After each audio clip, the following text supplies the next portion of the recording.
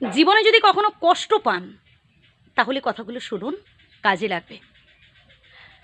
সর্বপ্রথম নিজেকে বিশ্বাস করতে হবে যে আমি যে কাজটা করতে যাচ্ছি তাতে মানুষের উপকার হবে, নিজেরও ভালো হবে।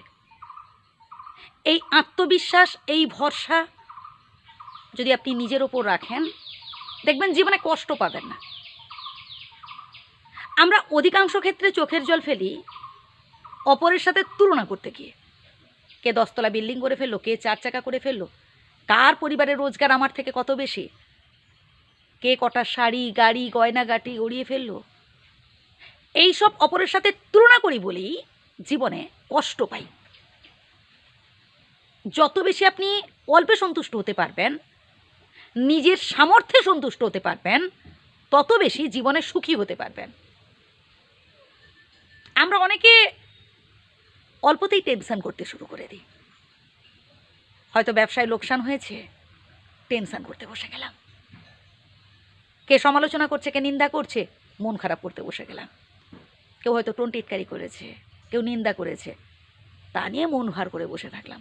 আর টেনশান তো কখনো একা আসে না, টেনশান আরও কিছু টেনশানকে সাথে করে নিয়ে আসে।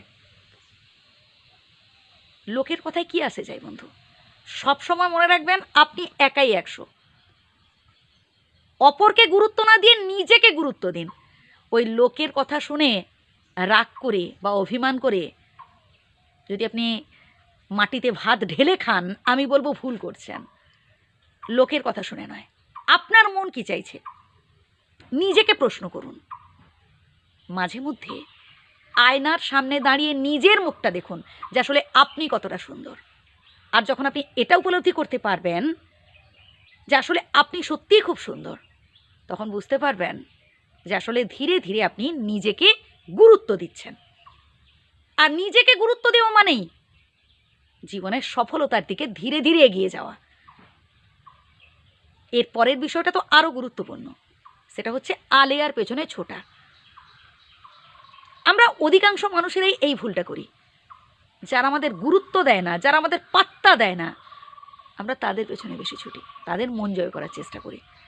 কিন্তু বিশ্বাস করুন বন্ধু, আপনি হাজার চেষ্টা করলেও তাদের মন আপনি জয় করতে পারবেন না। কারণ তারা হচ্ছে স্বার্থপর স্বভাবের মানুষ। তারা স্বার্থের জন্য আপনার সাথে বন্ধুত্ব রাখতে আসবে, স্বার্থ ফুরিয়ে গেলে সরে যাবে। তাই আলেয়া ভুলে গিয়ে বাস্তবটা বোঝার চেষ্টা করুন। হ্যাঁ, বাস্তবের মাটিটা খুব শক্ত, খুব কঠিন, এখানে আপনি বারবার পড়ে যাবেন। তবুও বলবো ভাই, বাস্তবটা বুঝুন, বাস্তবের মাটিতে দাঁড়িয়ে সব কিছু অ্যাচিভ করার চেষ্টা করুন। শুধু স্বপ্ন দেখলে হয় না, স্বপ্ন আর বাস্তবের মধ্যে অনেক পার্থক্য আছে, সেটা বোঝার চেষ্টা করুন। ভালো থাকবেন, সুস্থ থাকবেন। ধন্যবাদ।